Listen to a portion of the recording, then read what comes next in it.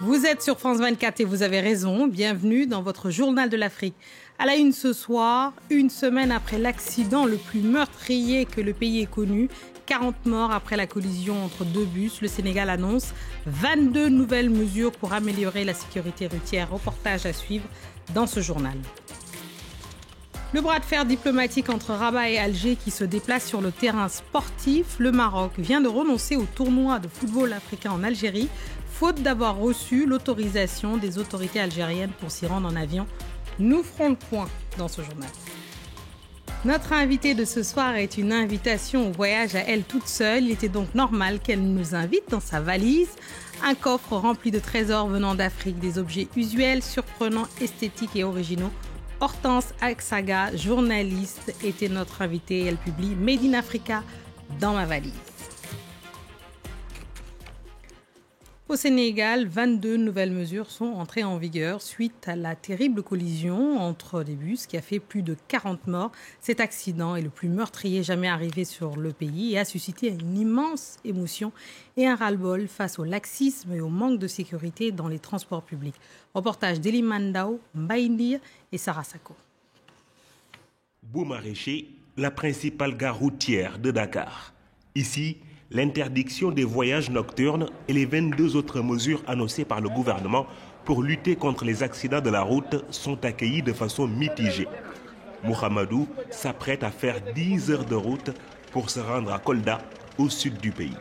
C'est tellement grave, ce genre d'accidents pareils, mais quand même, avec la mesure prise par le gouvernement, je pense qu'on va réduire les accidents pareils. Son de cloche différent chez les transporteurs. Le gouvernement leur exige désormais de démanteler les porte-bagages sur les bus des transports pour lutter contre la surcharge. Une mesure qui n'est pas au goût de Mustapha.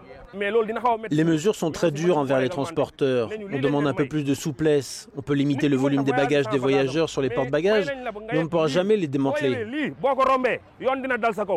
Il aurait fallu plus de concertation avant de prendre des mesures. Nous, les chauffeurs, on n'a pas été consultés. Je doute de l'efficacité des mesures annoncées par le gouvernement.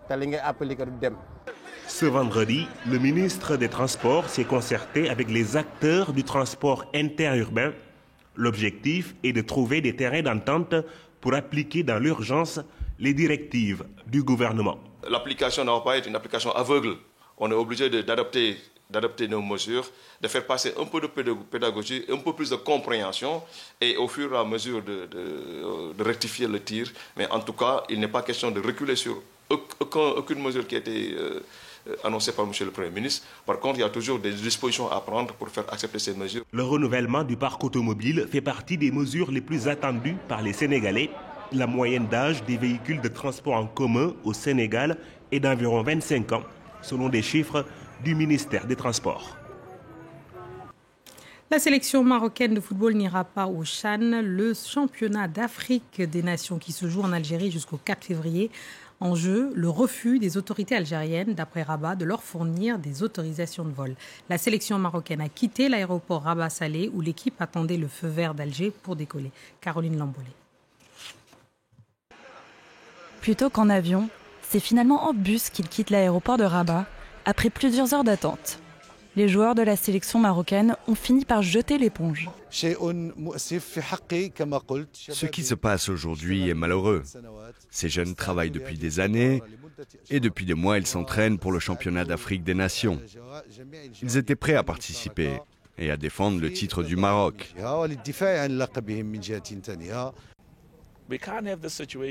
Aux côtés du président de la fédération marocaine, le président de la Confédération africaine de football, Patrice Motsepe, ainsi que Gianni Infantino, le patron de la FIFA. Mais rien n'y fait. Sans l'accord des autorités algériennes, il n'y aura pas de championnat d'Afrique des Nations pour l'équipe marocaine. C'est un nouveau rebondissement dans le feuilleton diplomatique entre Rabat et Alger. Les deux pays s'opposent sur l'épineux dossier du Sahara occidental, territoire annexé par le Maroc en 1975. Alger soutient les indépendantistes du Front Polisario, un mouvement politique et armé qui contrôle environ 20% du territoire. Il réclame un référendum d'autodétermination. L'Algérie accueille sur son territoire des camps de réfugiés sahraouis, proches de la frontière avec le Maroc. C'est dans l'un de ces camps que s'est ouvert aujourd'hui un congrès pour renouveler la direction du mouvement.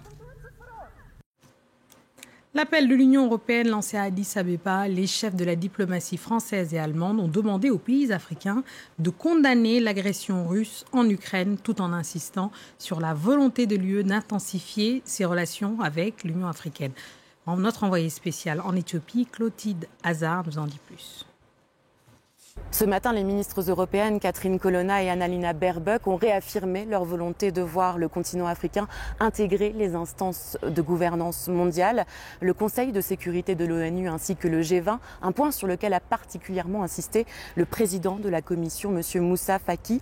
À ce sujet, la ministre des Affaires étrangères française a rappelé que la guerre menée par la Russie en Ukraine était une agression de la Charte des Nations Unies et à ce titre, elle demande aux pays africains de prendre position publiquement dans le conflit ukrainien. On l'écoute. Il est important sur ce sujet de se souvenir qu'il y a un agresseur et un agressé.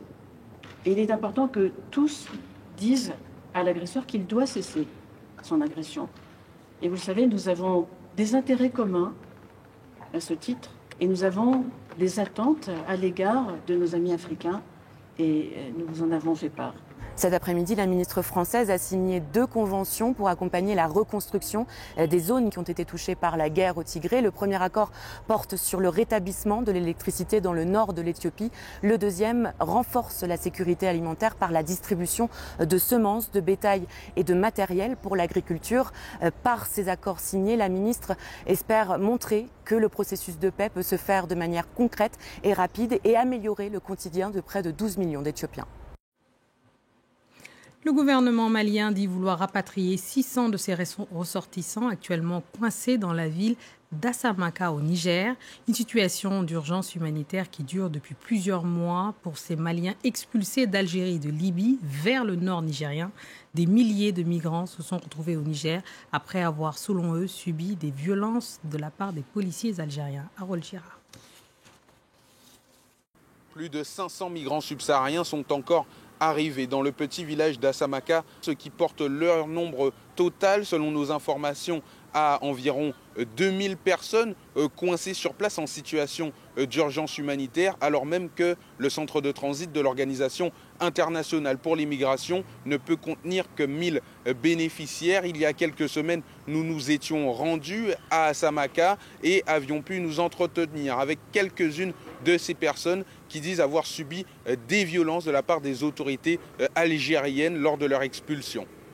On est arrivé au milieu de la journée et on nous a laissés dans le désert. Les Algériens ont lancé des tirs de sommation pour nous faire partir. Ils tournaient autour de nous avec leurs voitures. Pour plusieurs organismes humanitaires présents au Niger et qui accueillent ces migrants, l'Algérie complique encore la tâche de plusieurs milliers de personnes en détresse par ces refoulements à la frontière expéditifs.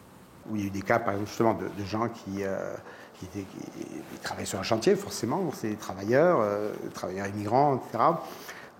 Pouf, il y a eu un contrôle, leurs papiers n'étaient pas en règle, ou leur permis de séjour était échu, etc. Et pouf, ils les arrêtent, mais tant et si bien qu'ils arrivent à Assamaka, côté nigérien, avec leurs outils encore dans les poches.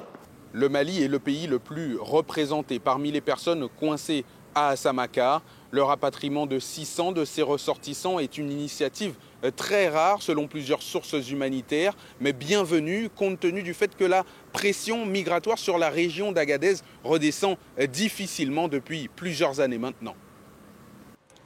On passe à la page culturelle du vendredi. Notre invitée n'est pas une inconnue. Nos spectateurs passionnés de culture la connaissent sûrement depuis de nombreuses années. Elle sillonne le continent africain où elle est née. Et pour nous faire partager la culture africaine, musicale ou cinématographique, rien ne lui échappe. Et ce soir, elle nous invite dans sa valise à partager ses coups de cœur artisanaux. Écoutez, Hortense Assaga, elle était notre invitée tout à l'heure. Extrait de notre entretien. ce livre est né de cette passion pour les beaux objets usuels faits en Afrique.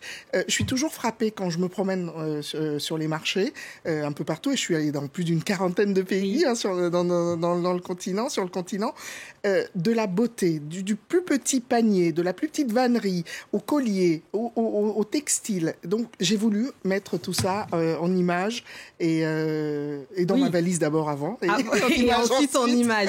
Mais alors Hortense, il y a quelque chose d'assez frappant parce que aussi, il ne faut pas se voiler la face. Quand on va sur le continent, il y a beaucoup d'objets en plastique, souvent moches, qui sont prisés finalement des Africains eux-mêmes. Et on a l'impression qu'avec ce livre, vous aviez envie de mettre la lumière sur ces beautés-là que le continent avait et qui finalement on utilisait peu, ou en tout cas de plus en plus, si je puis dire aujourd'hui. Absolument. Alors oui, le plastique envahit le monde, pas spécialement l'Afrique. Mais l'Afrique est victime, parce que vous le savez qu'un plastique met plus que 400 ans, nous dit-on, à se dégrader. Donc là, j'ai eu envie de montrer cette Afrique belle dans son quotidien, à travers le travail de ces artisans qui réalisent des merveilles et dont nous, Africains, ne faisons même pas attention. C'est-à-dire que l'artisanat, vous allez voir dans le livre, par exemple, vous avez des cuillères, des marmites. Et l'idée, c'est vraiment un savoir-faire. Ce sont des savoir-faire qui se transmettent de génération en génération. Cette cocotte, par exemple, je me souviens, j'avais rencontré un des artisans qui, c'était dans sa famille depuis plus de 50 ans de créer ces marmites dans des conditions parfois difficiles, mais qui sortent du beau. Et donc, j'ai envie de, simplement à travers ce livre, leur redonner, leur donner leur lettre de noblesse, dire...